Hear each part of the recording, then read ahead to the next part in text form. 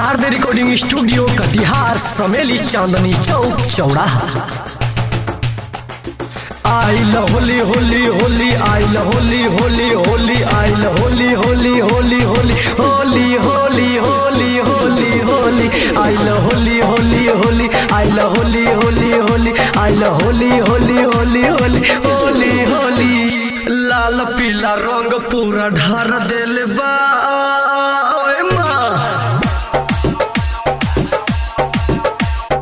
लाल पीला रंग पूरा ढार देले बा कि होलिये में चोली देवरा फार देले बा देवरा फार देले बा देवरा फार देले बा। लाल पीला रंग पूरा ढार देले बा कि होलिये में चोली देवरा फार देले बा फार देले बा उधार देले बा।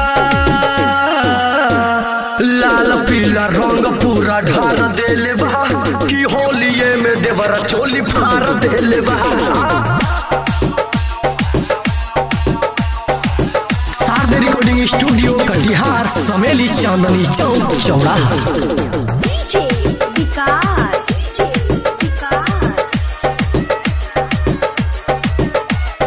मटियार कला सीतामढ़ी मटियार कला सीतामढ़ी। फार देले बा फार देले बा फार देले बा फार देले बा।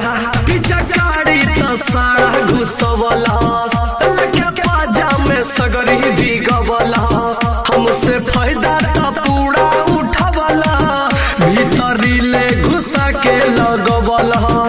पीछा गाड़ी तो सारा घुसवला लगे पाजा में सगरी भीगवला हमसे फायदा तो पूरा उठवला भीतरी ले घुसा के लगवला। मजा मार लेल बा उहो चार लेल बा ए सखी। लाल पीला रंग पूरा ढार देले बा कि होलिये में चोली देवरा फार देले बा। शारदा रिकॉर्डिंग स्टूडियो कटिहार समेली चांदनी चौक चौराहा। डीजे विकास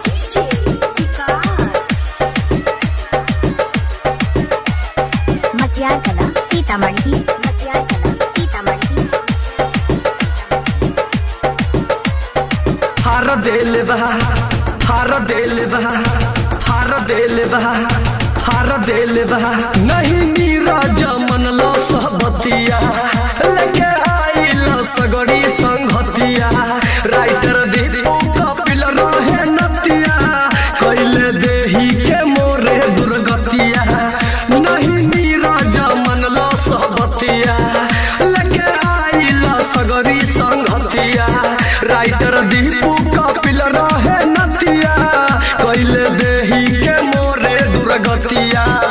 पिया छूट देले बा देवरा कूट देले बा ओए माँ। लाल पीला रंग पूरा ढार देले बा कि होलिये में देवरा चोली फार देले बा।